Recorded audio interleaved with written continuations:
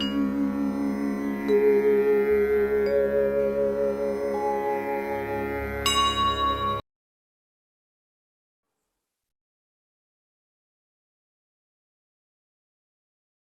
हमारे YouTube channel ज्योतिष महिमा राकेश में फलित ज्योतिष पाठ 107 में आप सभी का स्वागत है। साथियों, योग प्रकरण चल रहा है, योग की ही बातें चल रही हैं।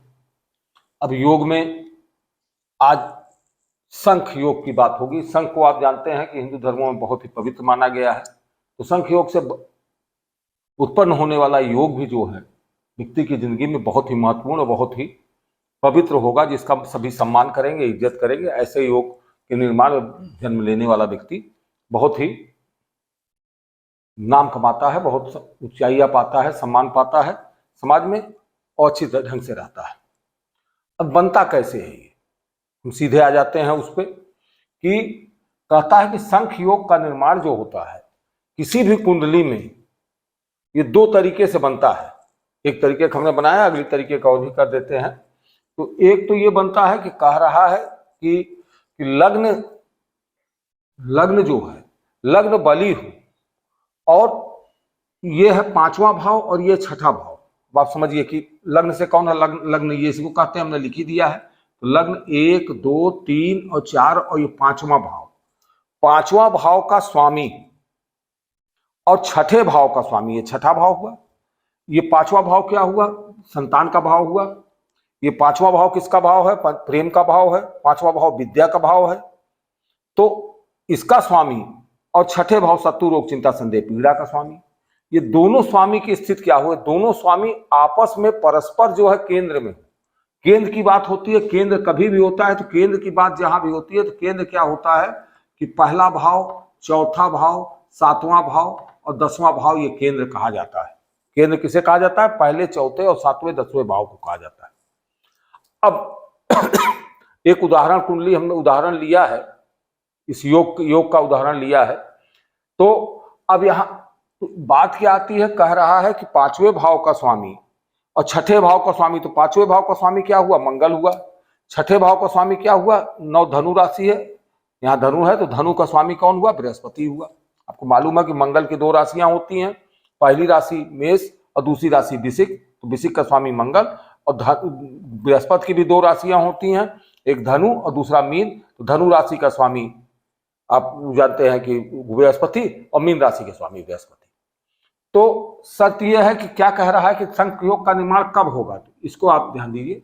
होगा कि लग्न से पंचम भाव का स्वामी, पंचमेश, लग्न से पंचमेश एवं खठेश,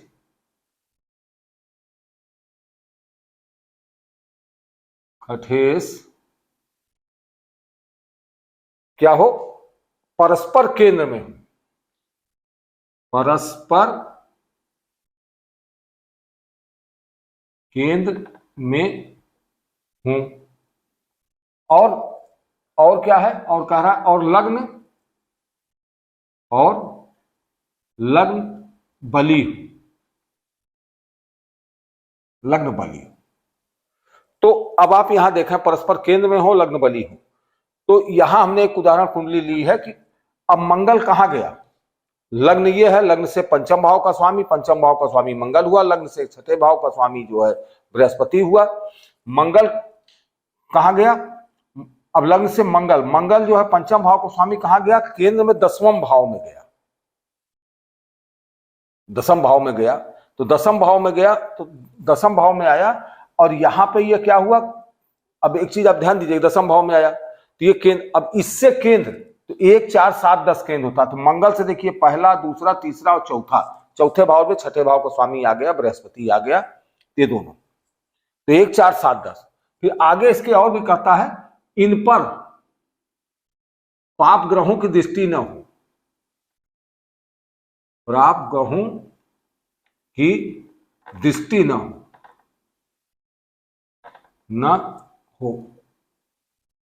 और जितना ज्यादा शुभ ग्रह इन पे रहेंगे उतना ज्यादा ये बली हो जाएंगे और प्रसन्न हो जाएंगे। अब यहां और भी कुछ चीजें बन रही हैं, अब आप ध्यान दीजिएगा। मंगल जब यहां आ गया मकर राशि में, तो मंगल कहां आया? मकर राशि में आया। तो मकर राशि में मंगल क्या होता है? उच्च का होता है। तो यहां कह रहा है कि लग्न लग्न से पंचमेश और खटेश परस्पर केंद्र में हूं और लग्न बली हो। तो लग्न बली हो तो लग्न की बात क्या है? तो लग्न का स्वामी कौन हुआ? 4 कर्क राशि है, कर्क राशि के स्वामी चंद्रमा है और चंद्रमा बली हो तो चंद्रमा कहां गया? चंद्रमा 11वें भाव में। ये बढ़ोतरी का भाव है, इसको कहते हैं आय का भाव है। आय भाव में चंद्रमा जा रहा है और वो भी किसमें गया? दूसरी राशि वृष राशि पे गया। वृष राशि में चंद्रमा उच्च का होता है। तो उच्च का चंद्रमा होके कहां गया? उच्च का चंद्रमा होके ये 11वें भाव में गया। तो एक पोजीशन तो ये अच्छी बनी कि चंद्रमा ये लग्न बली हो गया। और बल कैसे प्राप्त होगा? कि मान लीजिए यहां पे शुक्र बैठा हो, शुक्र की दृष्टि पड़ जाए, बुध की दृष्टि यहां बैठ के बुध की दृष्टि पड़ जाए तो और बली हो जाएगा। तो जितना ही ज्यादा शुभ ग्रहों की दृष्टि होगी उतना बलवान होगा, जितना ज्यादा पाप ग्रहों की दृष्टि होगी उतना ज्यादा ये कमजोर होता जाएगा। तो लग्न के बली होने से क्या हुआ कि व्यक्तित्व उसका जो है निखार आ जाएगी, व्यक्तित्व में बल प्राप्त होगा। मंगल उच्च राशि का जो है बैठा 7वें भाव में बैठा, तो 7वें भाव में मंगल बैठा तो यहाँ रोचक नामक एक योग का भी निर्माण हो गया। आप लोग पहले पढ़ चुके हैं कि मंगल जब केंद्र में होता है और अपनी स्व राशि या उच्च राशि में होगा है तो कौन सा योग होता है? रोचक नामक योग निर्माण होता है। तो रोचक नामक योग का निर्माण हुआ जिससे जो है मंगल और भी बलवान हो गया। अब बृहस्पति जो है, बृहस्पति कहाँ का स्वामी है और मंगल स्वामी कहाँ का है? दूसरा मंगल की मजबूती की बात क्या आई? केंद्र त्रिकोण का स्वामी है। आप पहले से ही जानते हैं कि केंद्र और त्रिकोण के स्वामी में, त्रिकोण के स्वामी कभी भी अशुभ फल नहीं देते, चाहे उनका दूसरा जो है दूसरी राशि क्यों खराब ही क्यों ना हो, लेकिन दूसरी राशि तो इनकी केंद्र। और तीसरी चीज क्या है? मंगल इस कुंडली में राजयोग कारक भी है, केंद्र और त्रिकोण दोनों का स्वामी है। मंगल बहुत मजबूत हुआ। उसके बाद बृहस्पति जो है, अब बृहस्पति की भी चर्चा कर लेते हैं। तो बृहस्पति इस कुंडली में कहाँ का स्वामी? 6ठे भाव का। 6ठा भाव आप जानते हैं, तीसरा, 6ठा, 11वां, अच्छा है 8, 12 ये खराब भाव होते हैं, दुख भाव होते हैं, दुख भाव का स्वामी। लेकिन बृहस्पति भी मजबूत कैसे हुआ? अपने मित्र की राशि मंगल की राशि में बैठा और कहाँ का स्वामी? दूसरा इसकी एक राशि जो है 12वीं मीन राशि, मीन राशि का स्वामी बृहस्पति होता है, वो त्रिकोण का स्वामी है, भाग्य भाव का स्वामी है। तो भाग्य भाव का स्वामी होकर वो कहाँ चला गया? पिता भाव का स्वामी होकर कहाँ गया? कर्म भाव में जाके बैठ गया, तो वो भी बलवान हो गया। थोड़ा सा बल में कमी उसकी आई क्योंकि 6ठे भाव का भी शत्रु रोग चिंता संदेह पीड़ा का भी स्वामी है, कर्जे का भी स्वामी है, तो उससे थोड़ी कमजोरी आई। लेकिन ये कौन सा योग बन गया? ये शंख नामक योग का निर्माण हो गया। अब एक तरीके से, और एक तो आपने समझा, आसानी से आपने समझ लिया होगा कि इसमें क्या क्या चीजें होनी चाहिए कि लग्न का मजबूत होना आवश्यक है, लग्न मजबूत हो। फिर पांचवा भाव और 6ठे भाव का स्वामी, 5वें 6ठे भाव का स्वामी परस्पर केंद्र में हो। तो देखिए मंगल यहां बैठा हो, यहां से 1 2 3 4 यहां केंद्र में आ गया, तो परस्पर केंद्र में आ गया। तो ये यहां भी हो सकता था, मंगल यहां होता, मंगल यहां बैठा होता, बृहस्पति यहां आ जाता तो भी केंद्र में, लेकिन तब बृहस्पति नीच का हो जाता है। यहाँ पे हमने इस कुंडली इसलिए बनाई कि इसको उच्च का दिखाने के लिए बनाई कि उच्च का है, इसका बल भी होना चाहिए, बली कुंडली। तो आपको ये ध्यान देना है कि मंगल भी बली हो, बृहस्पति भी बली हो और लग्न भी बली हो, तीनों बली हो जाएगा तो संख्योग का निर्माण होगा। अब एक तरीके से और भी इस कुंडली में बनता है ये योग। अब वो तरीका क्या है उसको भी आप समझ लीजिए जरा सा, तब इसके बाद फल की हम इसकी बात करते हैं। तो उसमें एक दूसरा इसके बनने का तरीका है, एक योग तो ये बना दृष्टि ना हो, जितने ज्यादा यहां पे आप लिख दीजिए कि इन पर पाप ग्रहों की दृष्टि ना हो, जितने ज्यादा शुभ ग्रहों की दृष्टि होगी, जितने अधिक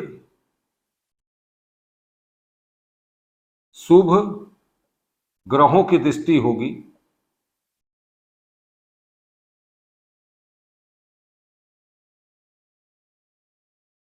यह योग उतना ही सबल होगा।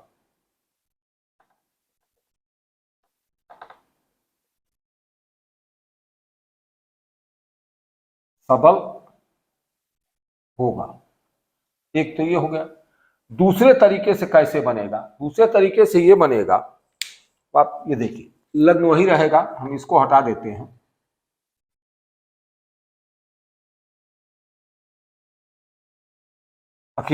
लग्न वही रहेगा। इसमें यह कहता है कि लग्न और दशम भाव क्या है, मैं पहले लिख देता हूं, लग्न और लग्न क्या बल्कि लग्नेश, लग्नेश और दशमेश, दशमेश चर राशि में हो,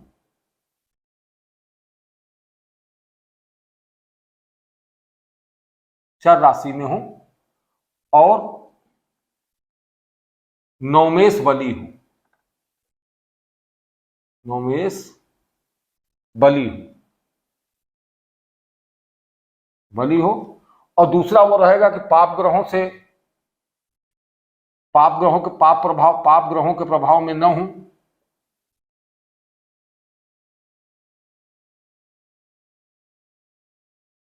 न हो, शुभ ग्रह से प्रभावित हो।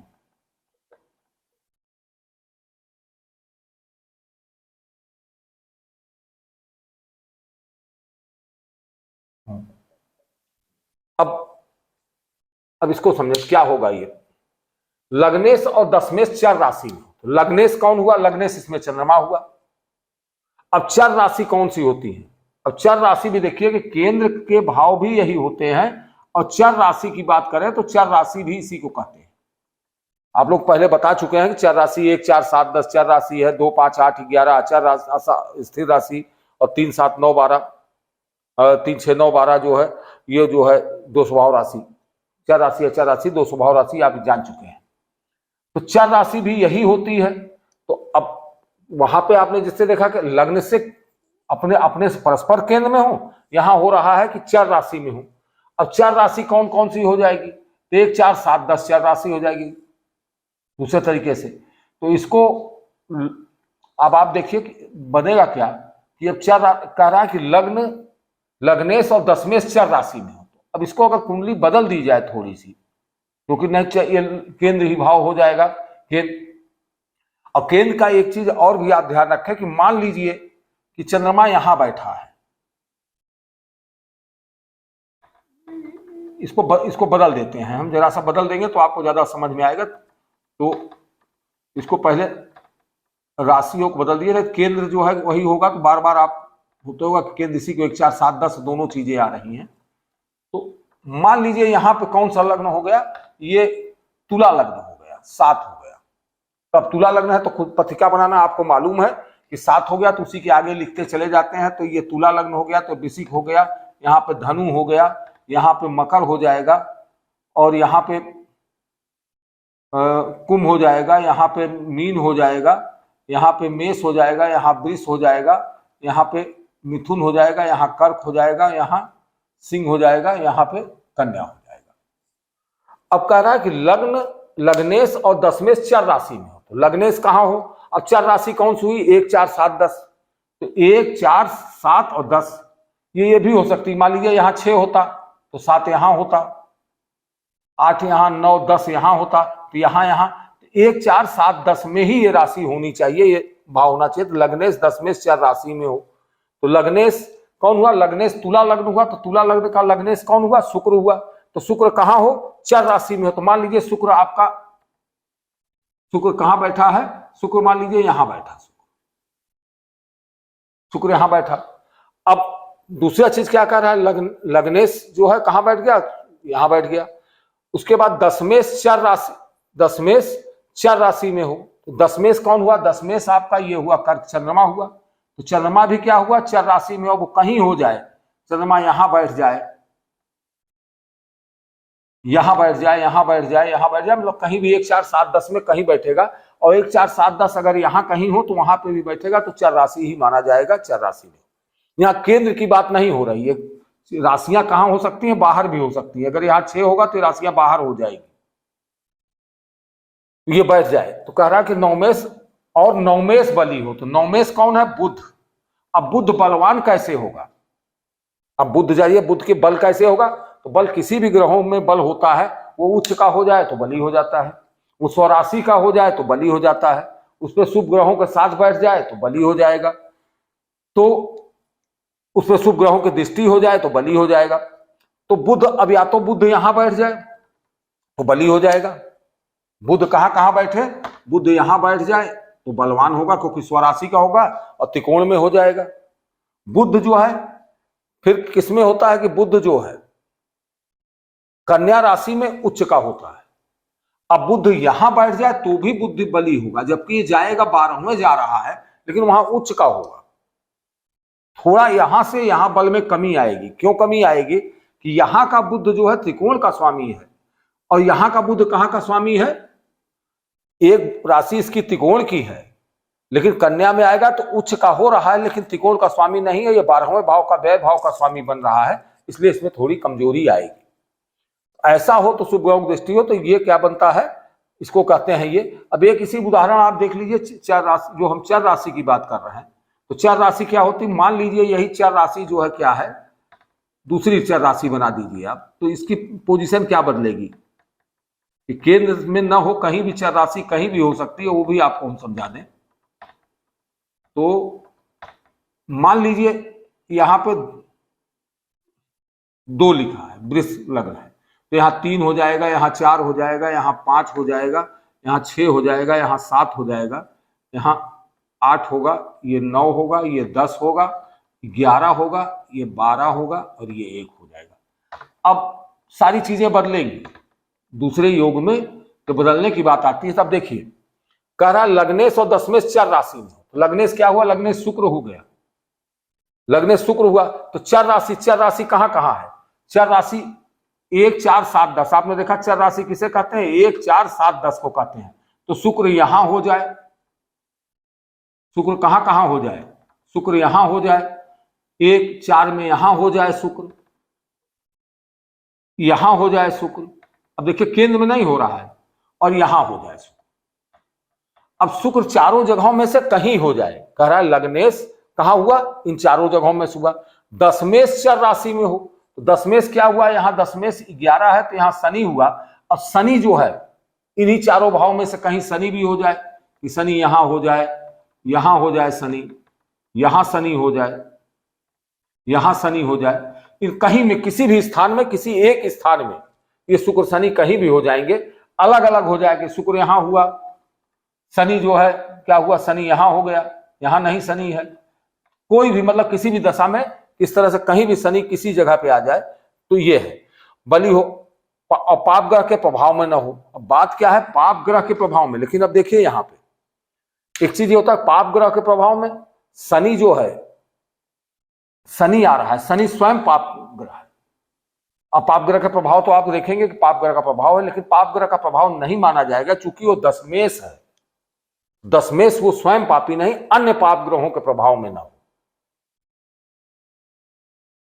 तो अन्य पाप ग्रहों के प्रभाव में ना हो तो ये हो जाएगा। उसके बाद आगे क्या रहा है, नवमेश बली हो, तो नवमेश कौन हुआ इनका, नवमेश जो हुआ शनि हुआ, तो शनि बली हो, शनि बली हो, तो शनि कब बली होगा, शनि अब देखिए यहां आ क्या रहा है, शनि शनि जो है किसमें बल होता है, शनि यहाँ पे तुला राशि में यहां होगा, जिससे शनि यहां हो जाएगा, वहां हो जाएगा। मेष में सूर्य बली होता है और शनि किसमें बली होता है, शनि तुला राशि में बली होता है। अब यहां जो शनि होगा, तो अब योग अगर शनि यहां हो जाए, शनि यहां हो और शनि यहां भी यहां हो, इन किसी भाव में हो, तो सबसे अच्छा योग कौन सा होगा, सबसे अच्छा योग होगा, देखिए यहां पे शनि क्या है, उच्च राशि का हो गया तो बल प्राप्त होगा, लेकिन इससे भी अच्छा शनि यदि इसमें होगा तो यहां होगा, क्योंकि ये त्रिकोण का स्वामी होगा और केंद्र त्रिकोण का स्वामी होकर राजयोग कारक होगा, तो सबसे अच्छा योग कौन सा बनेगा, सबसे अच्छा योग ये बनेगा। उसके बाद दूसरे नंबर पे संख्य योग अच्छा कौन सा बनेगा, तो ये बनेगा, क्योंकि यहां शनि उच्च का होगा। तीसरे नंबर पे ये बनेगा, तीसरे नंबर पे ये बनेगा, और चौथे नंबर पे ये, तो बल की इस तरह से कमी ह्रास होगा।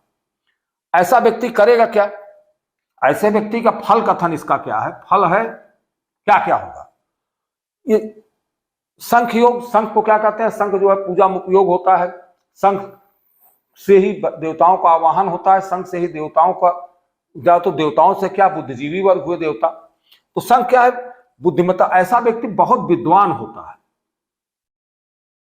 बहुत ही विद्वान होगा, उच्च शिक्षा प्राप्त करेगा,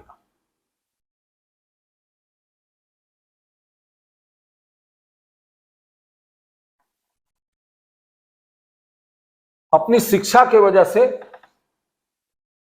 अपनी शिक्षा के कारण प्रख्यात होगा।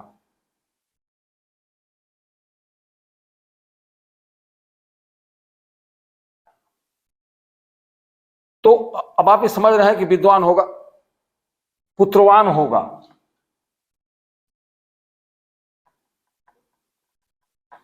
धनवान होगा,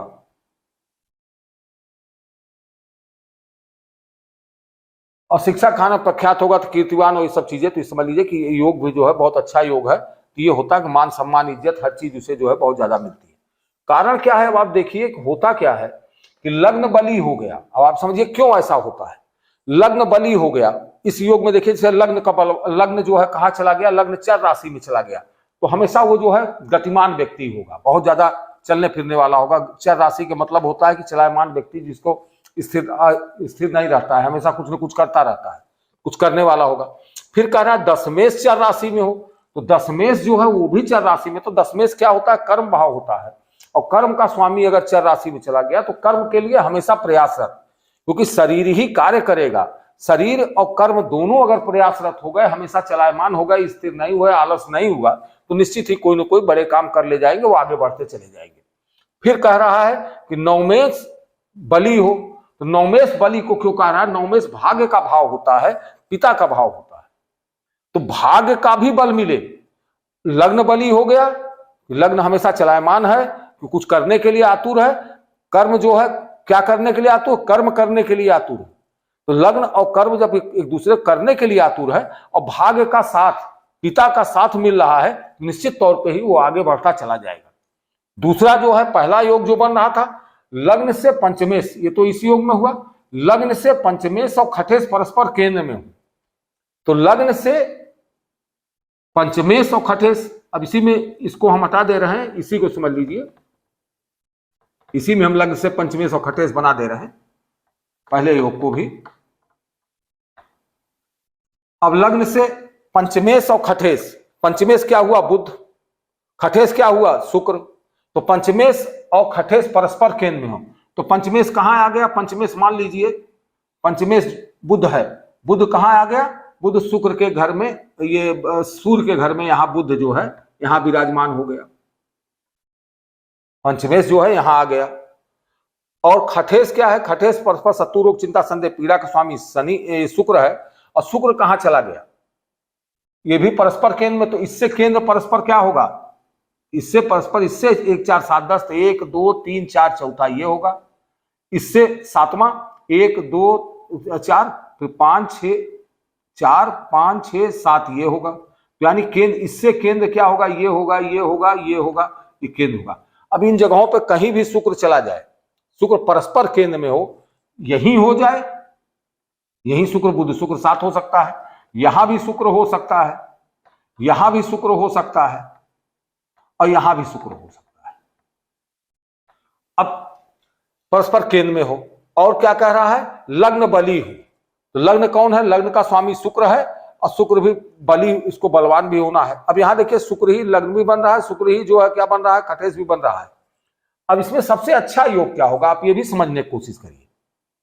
बनेंगे, इतने योग बनेंगे, लेकिन कहां सबसे ज्यादा अच्छा परिणाम देगा, कहां इसमें सबसे ज्यादा परिणाम मिलेगा। तो आप देखिए लग्नेश बल की बात है, तो लग्नेश बली जो है, सबसे ज्यादा बली लग्नेश कहां होगा, सबसे ज्यादा बली लग्नेश से जो योग बन रहा है, तो इसमें सबसे ज्यादा बली लग्न में ही है, क्योंकि ये केंद्र और त्रिकोण दोनों का हो जा रहा है, और यहां पे स्वराशिस भी उसका हो रहा है, ये बली है।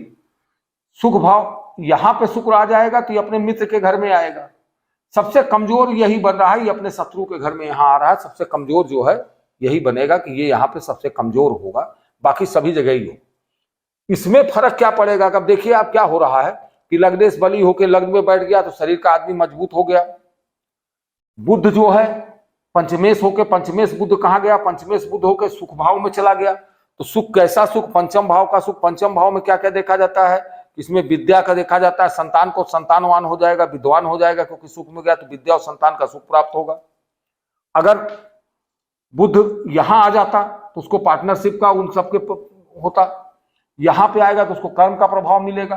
तो तो जो जहां होगा, तो जब सुख है और पाप ग्रहों का प्रभाव नहीं होगा तो ये सुख प्राप्त होगा। तो इस प्रकार से संख्य योग जो है आदमी को जो है बहुत विद्वान बना देता है। उच्च शिक्षा, ज्यादातर लोगों को इसमें उच्च शिक्षा प्राप्त करा देता है और उच्च शिक्षा से संबंधित ही कार्य ये लोग निर्वहन करते हैं और उसी कार्य से अपनी शिक्षा के कारण जो है ये समाज में एक बहुत बड़ा स्थान बनाते हैं और इनको जो है मान सम्मान मिलता है और ख्याति भी प्राप्त करते हैं। अपने शिक्षा के कारण ख्याति प्राप्त हैं।